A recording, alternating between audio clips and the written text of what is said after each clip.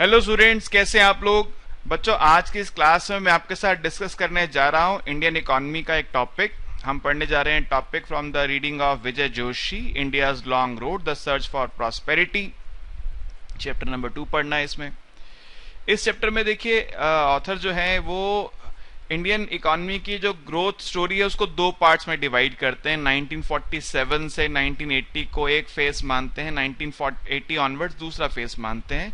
2016 में बुक लिखी गई थी, 2016 तक का जिक्र यहाँ पे आपको, वहां तक के डेटा का जिक्र आपको मिलेगा यहाँ पर। इस बुक के अंदर बहुत सारी पॉलिटिकल इवेंट्स का जिक्र है जो इस दौरान हुई हैं। सिंस इंडिपेंडेंस बहुत सारी पॉलिटिकल इवेंट्स हुई हैं, ठीक है। पंडित नेहरू का प्राइम मिनिस्टरशिप, फिर उसके बाद मिसेस गांधी, बीच में थोड़े समय के लिए लाल बहादुर शास्त्री, राजीव गांधी और वीपी सिंह, चंद्रशेखर, अटल बिहारी वाजपेयी से लेकर सभी गवर्नमेंट्स का जिक्र है, उनके पॉलिटिकल डिसीजंस का जिक्र है, ठीक है। उनके इकोनॉमिक इम्प्लीकेशंस का भी जिक्र है, राइट। हम देखिए, जब इकोनॉमिक्स पढ़ते हैं इंडियन इकोनॉमी, तो पॉलिटिक्स जो है वो एक उसका इनहेरेंट पार्ट है, वहां पे हमको उसका जिक्र करना पड़ता है। लेकिन मेरी आपसे एक एडवाइस ये रहती है हमेशा, पहले भी एक दो बार जिक्र किया, आगे भी करता रहूंगा, कि जिस ऑथर की रीडिंग आप पढ़ रहे हैं, जिसका डिस्कशन आप कर रहे हैं, उसका जो पॉलिटिकल व्यू पॉइंट है वो आपको लिखना है। आप सेम इवेंट को अलग अलग ऑथर से जब पढ़ेंगे अपनी जर्नी में इंडियन इकोनॉमी की, तो आप पाएंगे अलग अलग ऑथर्स ने एक सेम इवेंट को, एक सेम पर्सनैलिटी को अलग अलग तरह से डिस्क्राइब किया है। कोई उसके फेवर में बोल रहा होगा, कोई अगेंस्ट बोल रहा होगा, आपका भी हो सकता है कोई अपना पर्टिकुलर व्यू पॉइंट हो, ठीक है। तो मेरा एडवाइस है कि आप अपने व्यू पॉइंट को ना लिखें वहां पर, और आप वो लिखें जो ऑथर ने लिखा है उस बुक के अंदर, क्योंकि उसके ऊपर पर्टिकुलर क्वेश्चन आएगा तो उस ऑथर का व्यू पॉइंट ही हमको लिखना है, राइट। चलिए जी, अब मैंने क्या किया, मैंने यहाँ पर आपके लिए कुछ नोट्स बनाए हैं और कुछ बातें मैं आपके साथ डिस्कस करूंगा, कुछ डिक्टेट करूंगा। नोट्स को आप नोट डाउन कर सकते हैं, यहाँ से स्क्रीन पे नजर आएंगे आपको, और उसको फिर आपको उसके ऊपर शॉर्ट समरीज क्वेश्चन आएगा तो शॉर्ट समरीज उसके आगे पीछे नोट्स के साथ आप लिखेंगे। तो यहाँ से हम लोग स्टार्ट करते हैं, देखिए लेक्चर अपना, ठीक है। सबसे पहला जो टॉपिक आ रहा है आपके सामने वो आ रहा है हिंदू रेट ऑफ ग्रोथ। देखिए हिंदू रेट ऑफ ग्रोथ क्या है। जैसे मैंने बताया, ऑथर ने 1947 से 1980 को एक पीरियड माना, और ये वो पीरियड है जहां पे इकोनॉमी ने प्लान्ड डेवलपमेंट स्टार्ट किया था। पर्टिकुलरली 1950 से प्लान डेवलपमेंट स्टार्ट किया था। तो 1950 से पहले हम कॉलोनियल रूल में थे। उस समय जब हम स्टार्ट कर रहे हैं इकोनॉमी अपनी, तो वहां पर हमारा जो नेशनल इनकम का ग्रोथ रेट है 1950 में वो 1% है, और जो पर कैपिटा ग्रोथ रेट है 0.2% है। सर सोचिए, 0.2%, ठीक है। कॉलोनियल रूल से जस्ट हम बाहर आए हैं, हम प्लान्ड इकोनॉमी स्टार्ट कर रहे हैं, 1% के ग्रोथ रेट से स्टार्ट कर रहे हैं। और ये 20th सेंचुरी 1900 जब से स्टार्ट हुआ 1950 तक लगभग यही ग्रोथ रेट चलता रहा। और हम जब 1980 में आते हैं तो हमारा ग्रोथ रेट 3.5% के आसपास आता है, 1.4% पर हेड हो जाता है, ठीक है। ये हमारा ग्रोथ रेट है। तो ये जो जर्नी है, ये 3.5%, 1950 से 1980 का जो 3.5% का ग्रोथ रेट है, ये बहुत कम है। अगर हम बाकी डेवलपिंग इकोनॉमीज, डेवलप्ड इकोनॉमीज को तो छोड़ दीजिए, अगर हम डेवलपिंग इकोनॉमीज को देखते हैं तो उसके मुकाबले भी बहुत कम है। इसलिए इसको मॉकिंगली इसको बोला जाता है हिंदू रेट ऑफ ग्रोथ, ठीक है। अब इसको आप हिंदू रिलीजन से मत जोड़िएगा, ठीक है। तो हिंदू रेट ऑफ, लिखा है देखिए यहाँ पे, Hindu rate of growth is a term referring to the low annual growth rate of the economy of India before liberalization of 1991, which stagnated around 3.5% per annum from 1950 to 1980, ठीक है जी। अच्छा, ये जो ग्रोथ रेट था, अभी स्टार्टिंग में मैं आपको कुछ डिक्टेशन नहीं दे रहा हूं, क्योंकि बस मैं अभी टॉपिक स्टार्ट किया। आप इस बात को, हिंदू रेट ऑफ ग्रोथ को नोट डाउन कर सकते हैं, राइट। इस पे तो क्वेश्चन नहीं बनेगा, लेकिन हाँ कहीं ना कहीं आगे चलकर आपको इसकी जरूरत पड़ सकती है। बहुत जगह आगे इंडियन इकोनॉमी रहती है, तो बहुत जगह इसकी जरूरत पड़ेगी आपको, जो आपसे इसको एमसीक्यू में पूछ सकता है, राइट। और 1980 के बाद स्टोरी टर्न अराउंड होती है। 1980 के बाद आप डेटा को लिखते चलिएगा। ये जब आप अपना आंसर प्रेजेंट करते हैं तो डेटा की जरूरत पड़ती है वहां पे। 1980 के बाद एक मार्क्ड चेंज है ग्रोथ में। अब जो ग्रोथ रेट है वो 6% पर एनम हो गया नेशनल इनकम का, और 4% पर कैपिटा ग्रोथ रेट हमको मिल रहा है 1980 से लेकर 2015 तक। 2016 में किताब लिखी है, 2015 तक का डेटा यहाँ पे हमारे पास अवेलेबल है। अब ये एक मेजर अचीवमेंट है, ऑथर लिखते हैं यहाँ पे, this was a major achievement that made India one of the fastest growing countries in the world and resulted in a considerable improvement in human welfare relative to the past.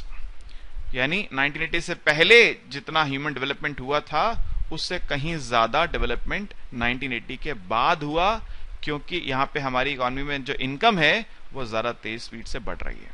ठीक है, अब जब ये period खत्म होता है, देखिए हम 2008-9 में पीक किए अपनी ग्रोथ रेट को लेकर, उसके बाद फिर से ग्रोथ रेट गिरना शुरू हो गया।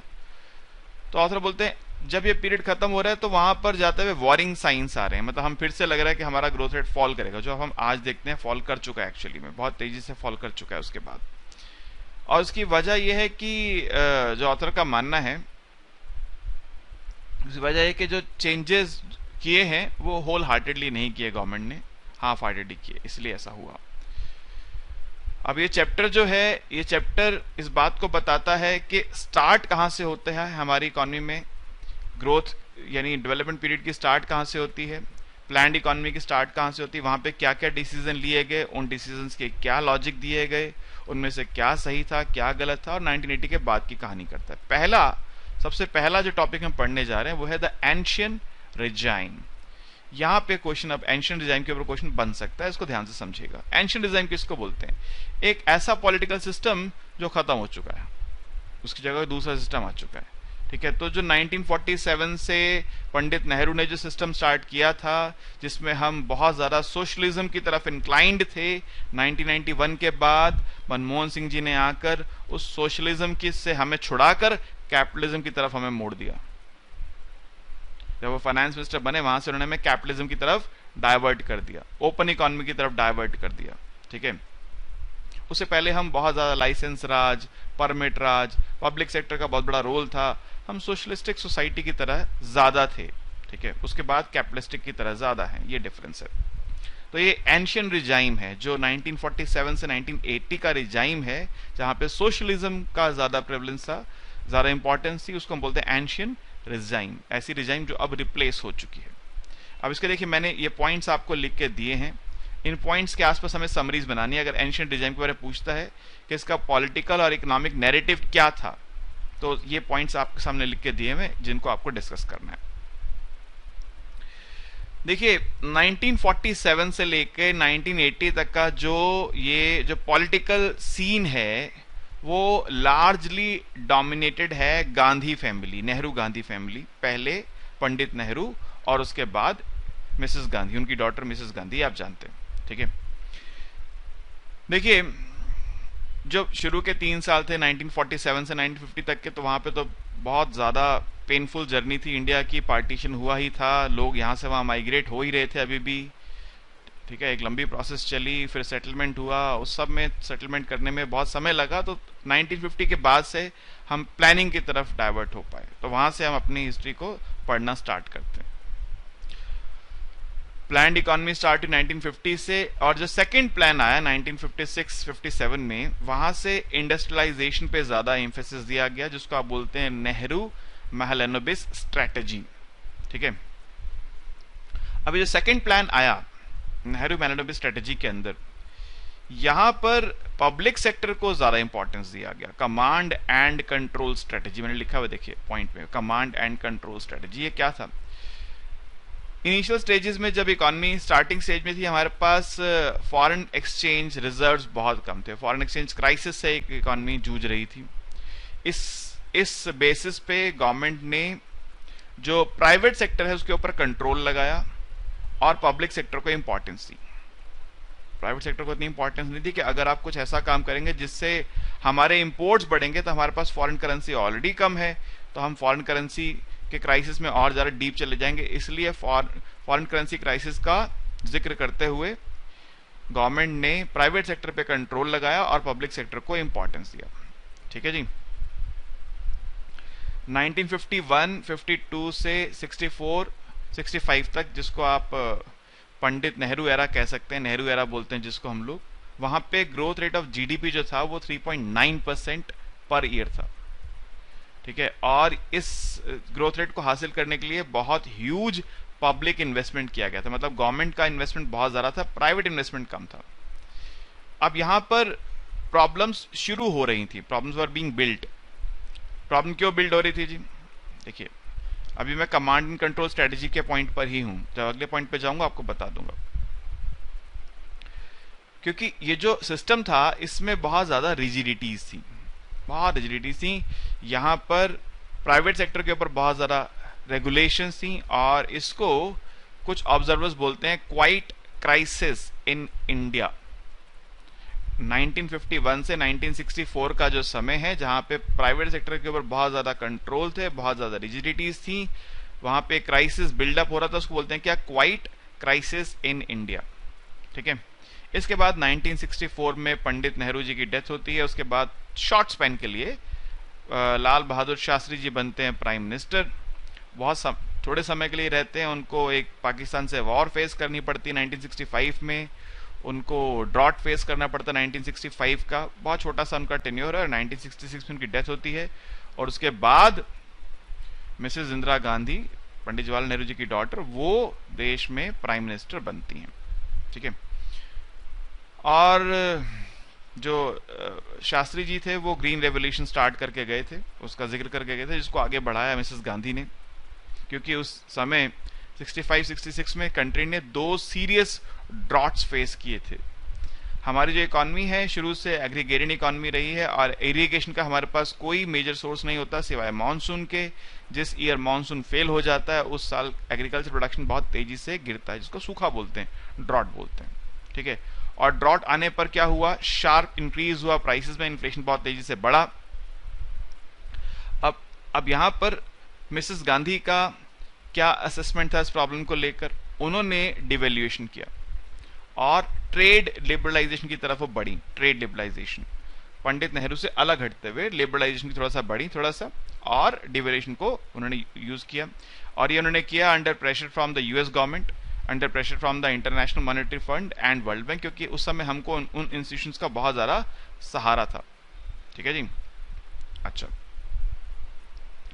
और अब पॉलिटिकली उन्होंने पाया कि ये जो डिवेल्यूशन है ये डिजास्टर हुआ, क्योंकि प्राइसेस और तेजी से बढ़ गए। It was blamed for inflation and recession. ठीक है जी। तो इसके बाद मिसेस गांधी ने अपने स्टेप्स को वापस लिया।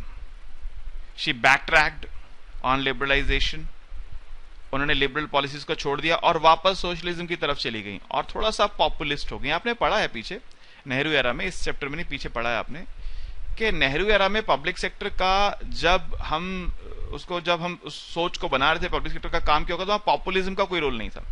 पब्लिक सेक्टर का काम था कि रिसोर्स मोबिलाइजेशन होगा, रिसोर्सेज वहां पे इकट्ठे होंगे और उससे हम पब्लिक सोशल सर्विसेज प्रोवाइड कर पाएंगे। लेकिन यहां मिसेस गांधी के टेन्योर में पॉपुलिज्म की स्टार्ट होती है। सोशलिज्म पे तो हम रहते हैं वापस, लेकिन यहां से पॉपुलिज्म की स्टार्ट भी होती है, क्योंकि उनको बहुत ज्यादा स्ट्रगल करना पड़ रहा था। ठीक है।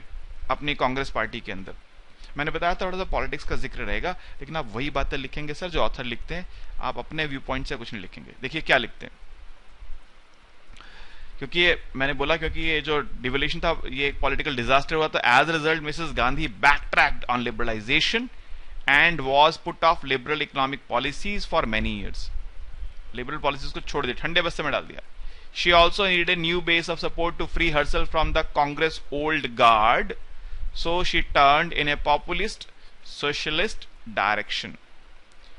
This paid off electrically, and together with a resounding military victory over Pakistan in 1971, handed her wing of Congress party, Congress I, a landslide victory in the national election held that year. उस समय कांग्रेस में बहुत friction था, जब Mrs Gandhi prime minister बनी थी बहुत friction था। जो सीनियर लीडर्स थे कांग्रेस के वो चाहते थे पावर उनके हाथ में आए, मिसेस गांधी पावर अपने हाथ में चाहती थी। फ्रिक्शन था, कांग्रेस में डिवीजन हुआ। इंदिरा गांधी जी की कांग्रेस को कांग्रेस इंदिरा, कांग्रेस आई के नाम से बोला गया। ठीक है। तो कांग्रेस आई और बहुत सारे नाम कांग्रेस के बने। तो कांग्रेस आई 1971 के इलेक्शन में बहुत ज्यादा सीट्स जीती लोकसभा के इलेक्शन में, क्योंकि 71 वो ईयर था जहां इंदिरा गांधी जी ने पाकिस्तान को बुरी तरह हराया था, बांग्लादेश बनाया था। ठीक है। और वो पॉपुलिस्ट सोशलिस्ट मूवमेंट की तरफ भी चल पड़ी थी, जहां पे थोड़ा सा पॉपुलिज्म की तरफ थी, लोगों को फ्री फैसिलिटीज देने की तरफ वो बढ़ चली थी। अब इस दौरान जब उनको पावर मिली तो उन्होंने अपनी पावर के ऊपर ग्रिप को मजबूत किया और कंट्रोल की तरफ, स्टेट कंट्रोल की तरफ बढ़ी वो। 1972 से 74 में बहुत सारे चेंजेस उन्होंने किए। उनकी गवर्नमेंट में 2 ड्रॉट्स देखे। ऑयल प्राइसेस लगभग 4 गुना हो गए। देखिए इंडियन इकोनॉमी में ऑयल का बहुत बड़ा रोल है सर, आज भी है, उस समय भी था। ऑयल का बहुत बड़ा रोल है। जब ऑयल प्राइसेस बढ़ते हैं तो इन्फ्लेशन आता है। ऑयल प्राइसेस 4 गुना बढ़े, उससे इन्फ्लेशन आया। अब गवर्नमेंट ने कैसे रिस्पॉन्स किया? गवर्नमेंट ने मॉनेटरी और फिस्कल क्रैकडाउन किया, मतलब मॉनेटरी कॉन्ट्रैक्शन, फिस्कल कॉन्ट्रैक्शन। इससे लोगों में डिसकंटेंट हुआ, लोग नाराज हुए। अब क्योंकि उनके पास बहुत बड़ी पॉलिटिकल पावर थी, वो 71 का इलेक्शन बहुत बड़ी पावर से जीती थी, तो उन्होंने क्या किया, 75 में आकर इमरजेंसी लगा दी और इंडिविजुअल राइट्स को सस्पेंड कर दिया। ये अब रिजाइम चल रहा है सर। थोड़ी सी पॉलिटिक्स, मैंने बताया था आपको, पॉलिटिकल जर्नी का जिक्र यहाँ पे जरूर होगा और उतना ही लिखेंगे सर जो यहाँ लिखा है, उसके दाएं बाएं मत जाइएगा, ठीक है? क्योंकि जब आप अलग अलग बुक्स पढ़ेंगे तो आपको बहुत सारी बातें और मिलेंगी, अलग अलग ऑथर्स के अलग व्यू पॉइंट मिलेंगे, आपका अपना भी कोई व्यू पॉइंट होगा, मगर उसको साइड रखते हुए जो यहाँ लिखा है वही ध्यान रखना है आपको, ठीक है जी? अच्छा, अब उसके बाद 75 में इमरजेंसी लगाई। इमरजेंसी लगाने के बाद उन्होंने जो पब्लिक राइट से सस्पेंड कर दिए, इलेक्शन सस्पेंड कर दिए और पुलिस स्टेट बना दिया। 77 में उन्होंने इमरजेंसी को हटाया और इलेक्शंस में गई और जैसा होना था वो हुआ। इलेक्शन में उनकी बुरी तरह से हार हुई और उनके सामने जनता पार्टी की कोalition गवर्नमेंट बनी। और जनता पार्टी में, क्योंकि वो ज्यादातर लोग वो थे जो किसी जमाने में कांग्रेस में होते थे, वो कांग्रेस से छोड़कर उन्हें अपना एक अलग पार्टी बनाई थी। उनके भी अलग बहुत सारी सोच थी, उसमें बहुत तरह की विचारधाराएं थी, तो वो भी, उनका भी बहुत समय तक रूल चल नहीं पाया। और 1979 में वहाँ पे उनकी पार्टी में भी डिवीजन हो गया, जनता पार्टी में डिवीजन हो गया, जनता कोalition स्प्लिट अप हो गई। अगले साल उनकी सरकार गिर गई, फिर इलेक्शन हुए। अब क्योंकि जनता पार्टी को जिसको मैंडेट मिला वो नहीं चला पाई, तो लोगों के पास कोई ऑप्शन नहीं था, उन्होंने फिर से कांग्रेस आई को वोट दिया और मिसेस गांधी पावर में फिर से आ गई, ठीक है जी? तो ये एक कहानी पॉलिटिकल जर्नी की थी। ये पॉलिटिकल जर्नी थी कि क्या पॉलिटिकल जर्नी रही मिसेस गांधी की, क्या पॉलिटिकल जर्नी रही पंडित नेहरू की। 1950 से लेकर 1980 तक पॉलिटिकली इंडिया में क्या क्या हुआ, जिसको हम बोलते हैं द एंशियंट रिजाइम, ठीक है? इस समय क्योंकि इतना कुछ एंड में आते आते इतना कुछ हुआ, इतनी बार ड्रॉट्स आए, इतने ऑयल प्राइसेस बढ़े, पॉलिटिकल इंस्टेबिलिटी कंटिन्यू देखी, तो आप देख रहे हैं लास्ट पॉइंट लिखा है, fall in growth to 2.9% due to internal disturbances, exogenous shocks, iron grip of control on economic activity, ठीक है? तो जो प्राइवेट सेक्टर पे कंट्रोल लगाया गया, जो ड्रॉट्स आए, जो बार बार वॉर्स हुई, इस पीरियड में वॉर बहुत हुई हैं। 1962 की चाइना वॉर हुई है, 1965 की पाकिस्तान वॉर है, 71 की अगेन पाकिस्तान वॉर है। तो ये जो लास्ट के 2 डिकेड्स में वॉर हुई हैं और पॉलिटिकल इंस्टेबिलिटी रही है, इस वजह से जो ग्रोथ रेट, जहां हम पंडित नेहरू का टेन्योर जहां खत्म होता है 3.9% पे टेन्योर खत्म होता है, अब 1980 तक आते आते 2.9% पे आ गए हम लोग, ठीक है? समझ गए इतनी बात आप लोग? तो मैंने पॉइंट्स बना दिए, आपको समझाए हैं, आपको उसको अब लिखना है। अगर उसके ऊपर क्वेश्चन आता है, इकोनॉमिक पॉलिटिकल नैरेटिव पे क्वेश्चन आता है, तो सब बातें आपको लिख कर आनी है वहां पर। जो पॉलिटिकल जर्नी है सर वो एज इट इज लिखनी है आपको, ठीक है? इसके बाद नेक्स्ट टॉपिक है ancient regime, economic policy and performance. अब इनकी इकोनॉमिक पॉलिसी क्या है? देखिए, एंशियंट रिजाइम में पंडित नेहरू हो या मिसेस गांधी हो, उन दोनों ने एक काम तो किया।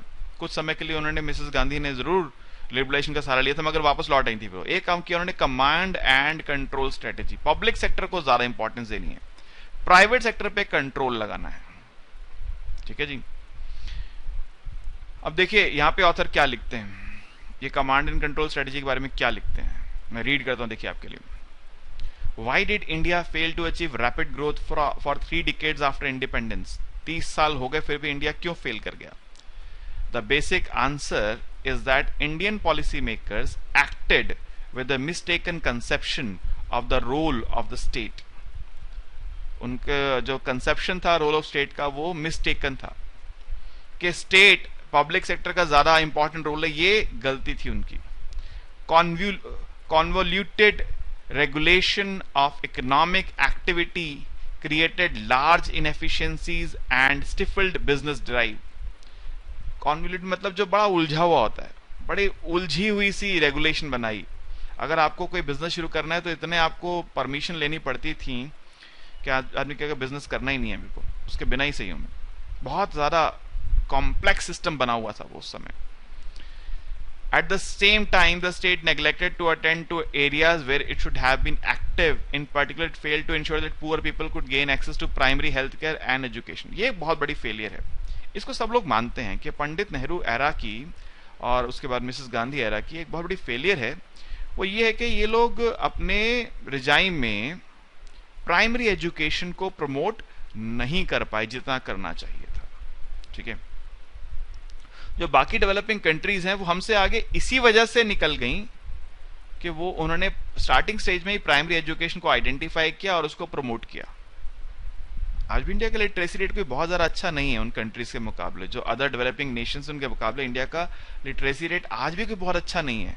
और उसकी वजह के स्टार्टिंग से ही जो सीड डला वैसा डला कि भाई प्राइमरी एजुकेशन को बहुत इंपॉर्टेंस नहीं दी गई. एजुकेशन को इंपॉर्टेंस, हेल्थ केयर को इंपॉर्टेंस अगर मिलती तो हमारी ग्रोथ स्टोरी कुछ और भी हो सकती थी. ठीक है, ऐसा बहुत सारे ऑथर्स का मानना है. यहाँ पे लिख रहे हैं in particular it failed to ensure that poor people could gain access to primary health care and education. ठीक है. अच्छा,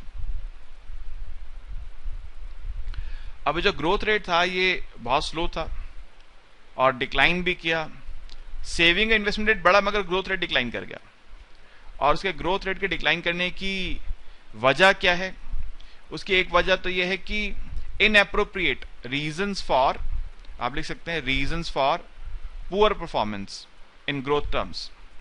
पहला रीजन है inappropriate and excessive state intervention in markets.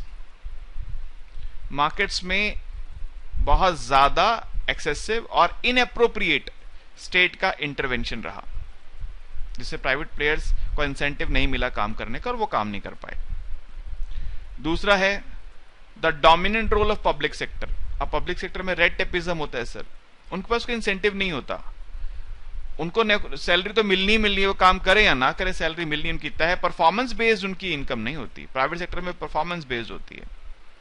ठीक है, मुझे याद है, मैं आपको एक बात बताता हूँ. वैसे मैं अक्सर बोलता हूँ अपने पर्सनल एक्सपीरियंसेस शेयर नहीं करने चाहिए, मगर मैं इस बात का जिक्र इसलिए कर रहा हूँ कि आपको समझा सकूं कि पब्लिक सेक्टर प्राइवेट में डिफरेंस क्या है. जब मैंने अर्निंग स्टार्ट की, स्टार्टिंग स्टेज की बात है, मेरा पीएनबी में अकाउंट होता था. मैं जब वहां पर जाता था पासबुक में एंट्री कराने, सुबह चला जाऊं तो बोलते सुबह सुबह एंट्री कराने आ गए भाई, तुम दिन में दोपहर के बाद आया करो, लंच टाइम के बाद. लंच टाइम के बाद आता जाता है तो कहता था तुम इस टाइम क्यों आ रहे हो, सुबह आना चाहिए, काम सुबह का है.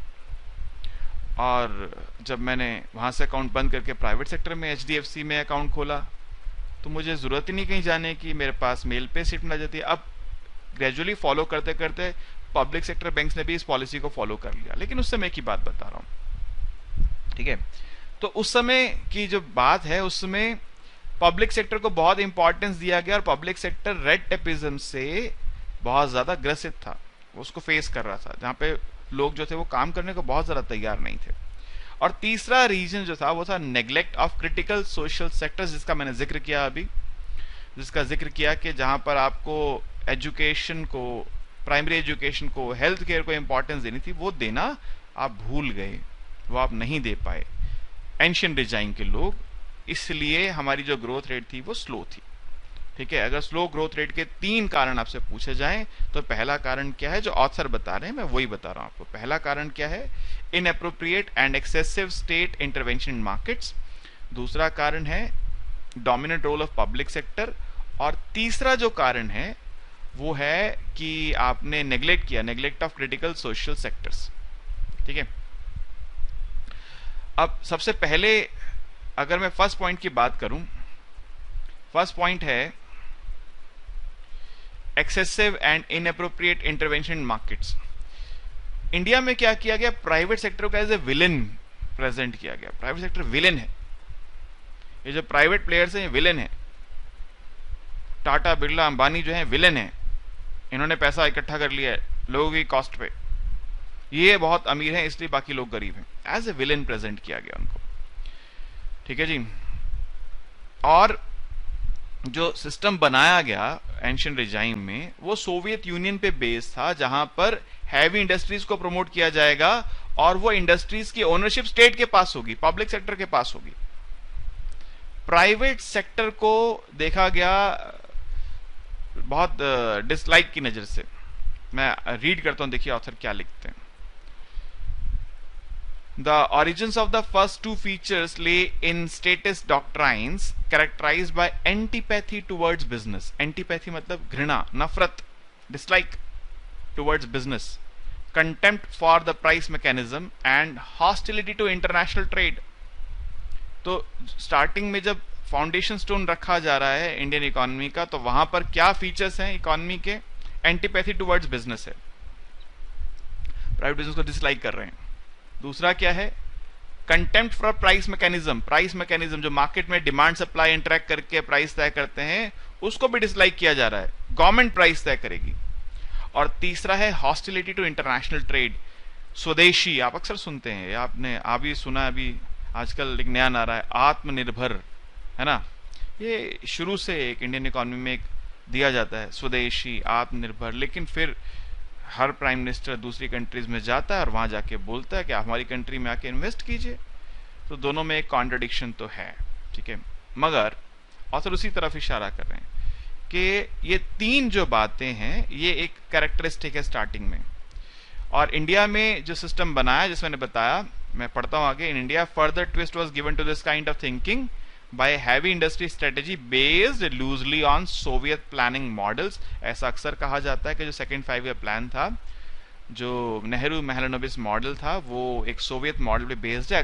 वैसे महालनोबिस ने उसको मना कर दिया था कि मैंने उस मॉडल के बारे में पहले कभी नहीं पढ़ा था, मैं उस बारे में नहीं जानता, लेकिन जो फीचर्स हैं एकदम सेम है। तो ये माना जाता है जो मॉडल था it was based upon Nehru, it was based upon Soviet model, ठीक है जी। And used to justify the physical allocation of investment, it was taken for granted that excessive government intervention and controls were necessary to subdue or supplement the market।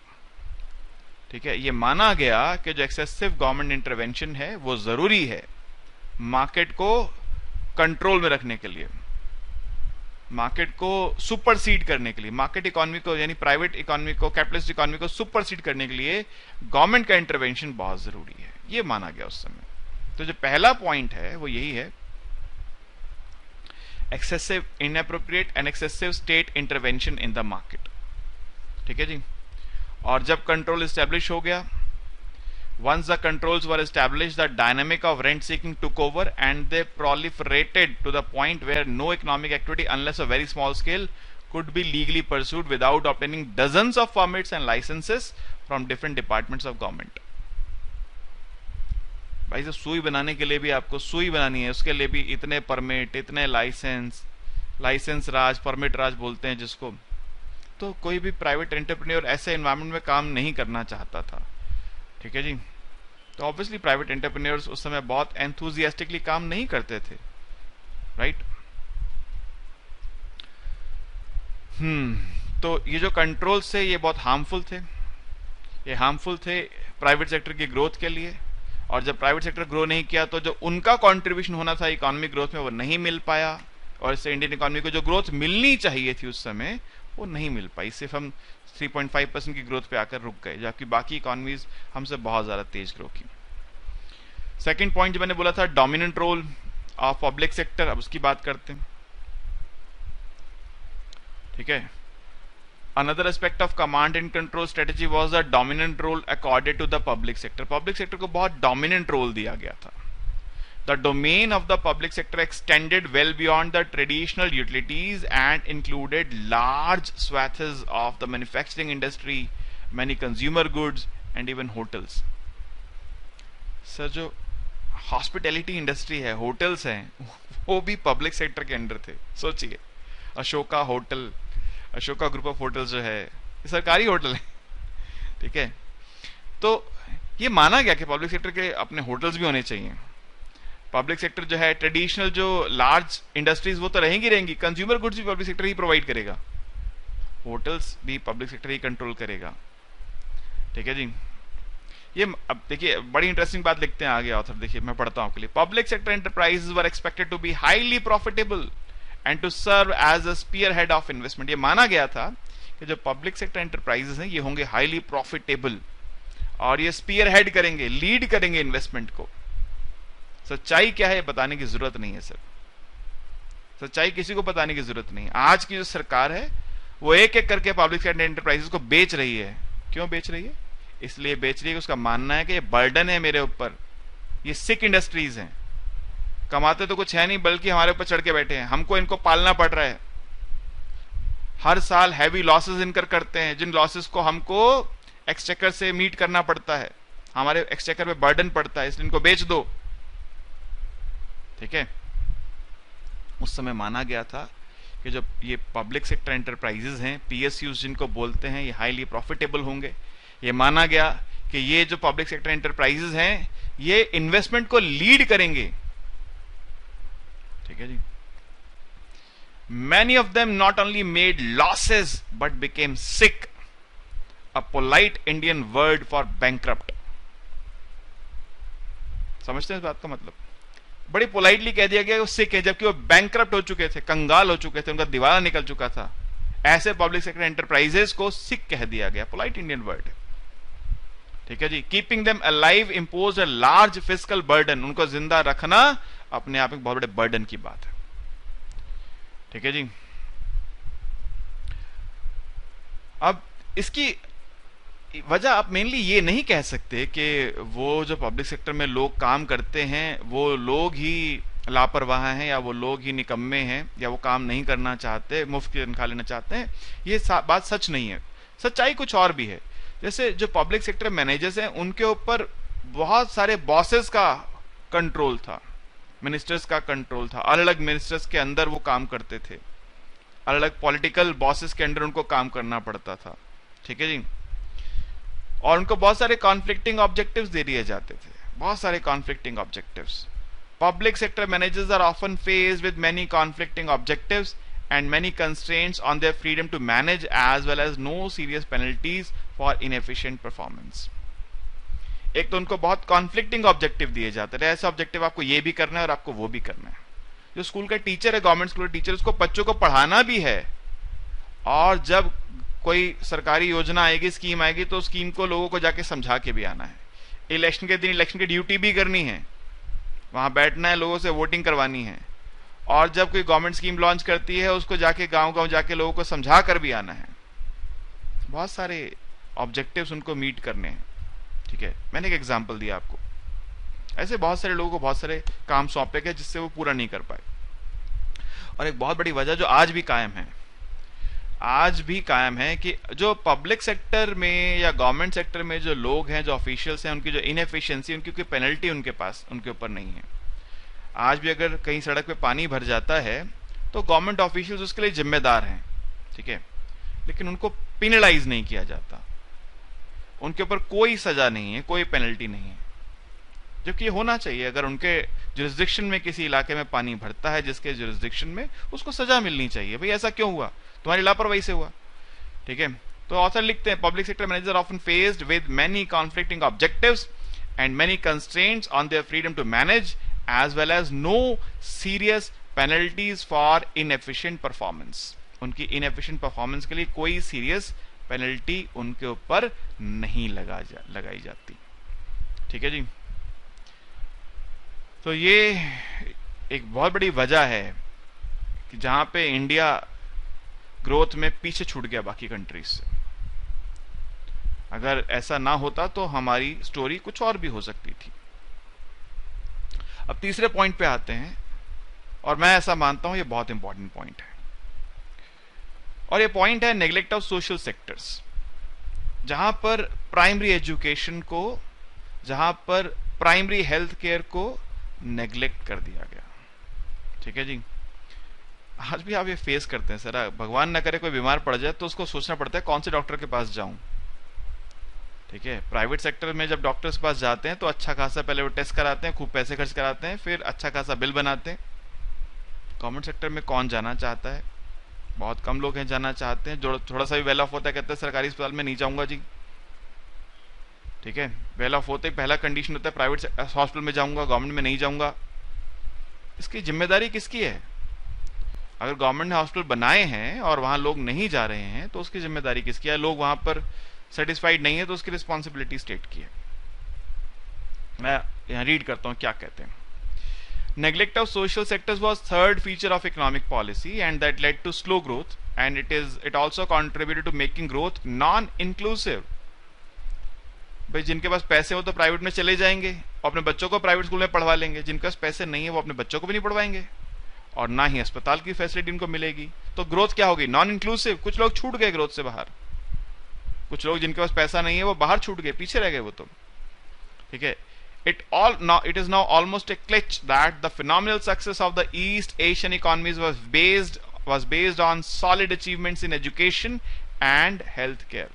जो east Asian countries हैं उनकी जो growth है वो growth इस बात पे based है कि उन्होंने एजुकेशन के ऊपर, हेल्थ केयर के ऊपर इन्वेस्टमेंट किया है। India's performance in these areas was dismal and in consequence many people were denied the opportunity to enhance their principal income earning asset।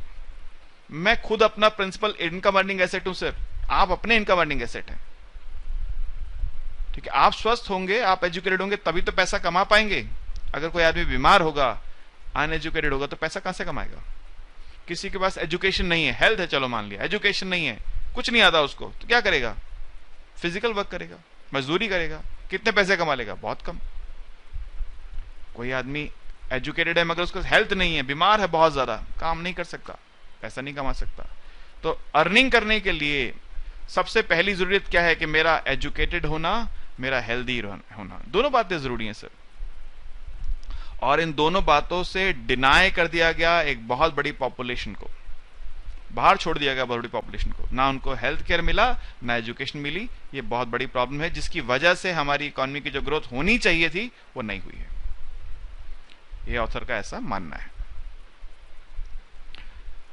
Part of the reason for this failure was of course low growth itself and the consequent shortage of revenues that could finance social expenditure।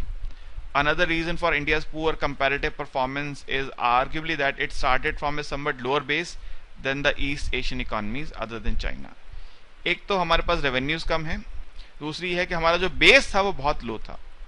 East Asian countries हमसे better base से उन्होंने start किया था। ठीक है जी, लेकिन आप इस डिफेंस को बहुत ज़्यादा समय तक यूज़ नहीं कर सकते sir. Life expectancy, infant mortality, adult literacy, ये जो फैक्टर्स हैं इसमें इंडिया बहुत पीछे छूट गया। ठीक है, बहुत ही पीछे छूट गया लाइफ एक्सपेक्टेंसी में, इन्फेंट मोर्टेलिटी में। ठीक है, इसकी ऑथर ने एक टेबल दे रखी है यहाँ पे आगे, जहाँ पे हम आगे चलते हैं बुक में तो कुछ टेबल्स प्रेजेंट की हैं। मैं उन टेबल से डेटा आपके लिए रीड कर देता हूं। देखिए, एक टेबल 2.3 करके टेबल दी हुई है। मैं देखिए टेबल आपके लिए रीड करता हूं, टेबल में क्या डेटा गिवन है। 1960 की बात करें तो जब लाइफ एक्सपेक्टेंसी की बात करते हैं, चाइना में लाइफ एक्सपेक्टेंसी थी 41 ईयर्स, यानी एक आदमी ऑन एन एवरेज 41 ईयर्स जिंदा रहता था, उसके बाद उसकी डेथ हो जाती थी। एवरेज लाइफ 41 ईयर्स की थी। इंडिया में 43 ईयर्स की थी और साउथ कोरिया में थी 55 ईयर्स। ये बात है 1960 की। और जब 2010 में आते हैं सर तो चाइना 41 ईयर से 73 पे चला गया है, साउथ कोरिया 55 से 78 पे चला गया, सॉरी 81 पे चला गया है। और इंडिया जो चाइना से आगे होता था वो चाइना से पीछे, सबसे पीछे 65 ईयर्स पे। आज इंडिया की 2010 में का डेटा हमारे पास है, life expectancy 65 years, on an average एक पर्सन 65 ईयर्स तक जिंदा रहता है। ये लाइफ एक्सपेक्टेंसी की बात हो रही है सर। ठीक है, ये डेटा आपको याद रखना है, आपको लिख कर आना है। जब ये पॉइंट आप देंगे ना कि सोशल फैक्टर्स की जब बात करेंगे तो डेटा आप लिखेंगे। आप लिख सकते हैं 1960 में life expectancy of China was 41 years, India 43 years, south Korea 55 years. In 2010 China increase from 41 to 73, south Korea 55 to 81 and India 43 to 65। यानी इंडिया की पोजीशन 3 कंट्रीज में सेकंड थी, वो थर्ड हो गई। इन्फेंट मोर्टेलिटी की बात करते हैं, 1 साल से कम उम्र के बच्चे पहले ईयर में जिनकी डेथ हो जाती है, पैदा होते ही 1 साल से अंदर अंदर डेथ हो जाती है, उसको बोलते हैं इन्फेंट मोर्टेलिटी। ये पर 1000 मेजर किया जाता है इन्फेंट मोर्टेलिटी रेट, परसेंट में नहीं होता, पर 1000 में होता है। चाइना में 1960 में इन्फेंट मोर्टेलिटी रेट था 165, यानी 1000 लाइव बर्थ्स में से जितने 1000 बच्चे अगर पैदा होते थे उनमें से 165 की डेथ हो जाती थी फर्स्ट ईयर के अंदर 1960 में। इंडिया में भी 165 था जी रेट पर 1000, और साउथ कोरिया में था 78। ठीक है, 2010 में आके चाइना में 165 से रह गया 16। 1000 बच्चे पैदा होते हैं, उनमें से 16 बच्चों की पहले साल में डेथ होती है। साउथ कोरिया में सिर्फ 4 ओनली 4, 1000 में से 4 बच्चे ऐसे हैं जो पहले साल के अंदर डेथ होती है। और इंडिया में 2010 में भी ये नंबर था 48।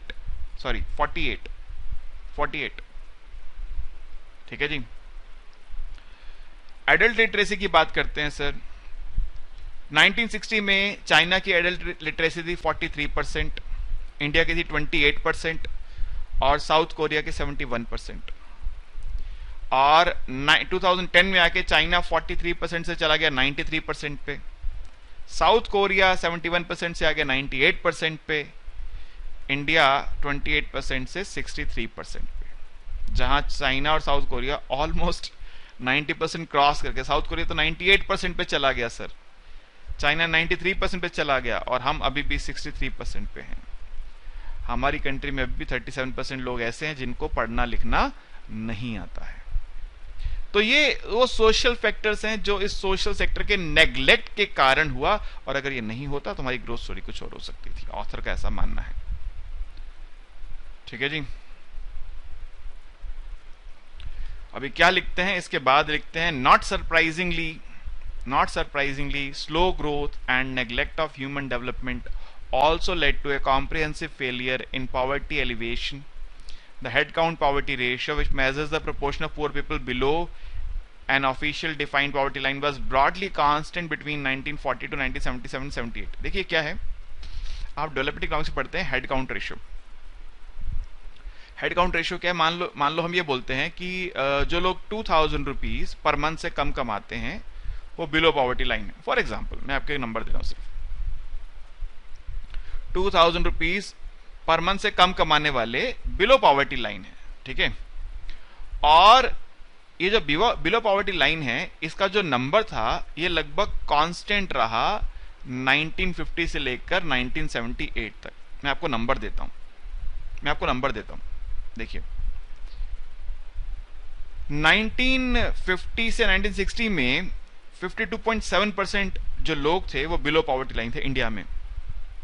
52.7% लोग इस हालत में नहीं थे कि कमा के खा सकें, बिलो पॉवर्टी लाइन थे।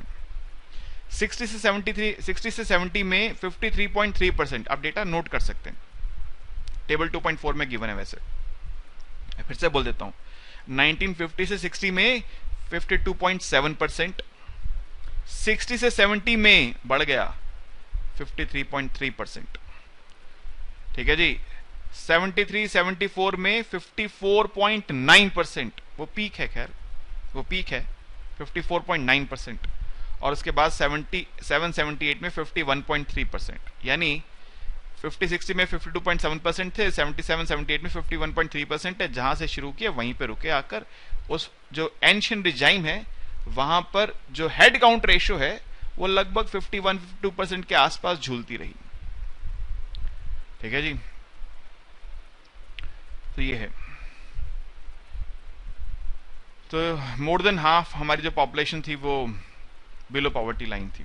अगर मैं नंबर्स आपको दे दूं तो 1950-1960 में 210 million people below poverty line थे, और 77-78 में 329 million people below poverty line थे। ठीक है जी, आप ऐसा समझ सकते हैं 210 मिलियन को आप 21 करोड़ समझ सकते हैं, वो लगभग इक्वल है। 210 मिलियन 21 करोड़ होता है, और 330 मिलियन 33 करोड़ होता है। तो आप उसको ऐसे अगर इंडियन काउंटिंग सिस्टम में समझना चाहें तो इस तरह से आप समझ सकते हैं। ठीक है, समझ गए बात को। तो रीजंस फॉर लो प्रोडक्टिविटी मैंने आपको बता दिए हैं। एक तो नेग्लेक्ट ऑफ प्राइवेट सेक्टर है, जिसमें हमने बोला inappropriate and excessive state intervention market, दूसरा dominant role of public sector, तीसरा neglect of social sectors like education and health. तो ये जो फर्स्ट हमने टॉपिक पढ़ा, this was about the ancient regime. मैंने आपको बहुत ज़्यादा डिक्टेशन नहीं दी है, मैंने फैक्ट्स को स्टेट किया है, नंबर्स को कोट किया है। आप रीडिंग खोलेंगे वहाँ से इन चीज़ों को याद कर सकते हैं। लैंग्वेज आप अपनी लिख सकते हैं, मगर आप मीनिंग मत बदलिएगा, ठीक है। आप अपना कोई जो इंटरप्रिटेशन है वो ऐड नहीं कीजिएगा, जो ऑथर ने इंटरप्रिटेशन दिया है वही आपको लिख कराना है। होपफुली बात आप समझ गए हैं, ठीक है जी। अब आगे चलेंगे, इसके आगे 1980 ऑनवर्ड्स क्या क्या हुआ वो हम नेक्स्ट लेक्चर में इस बात को डिस्कस करेंगे और आपके साथ समझाएंगे क्या क्या हुआ, क्या क्या पॉलिटिकल जर्नी क्या थी, इकोनॉमिक इंप्लीकेशंस क्या थे, सोशल इंप्लीकेशंस क्या, इन सबका जिक्र आगे होगा। Right, okay, thank you.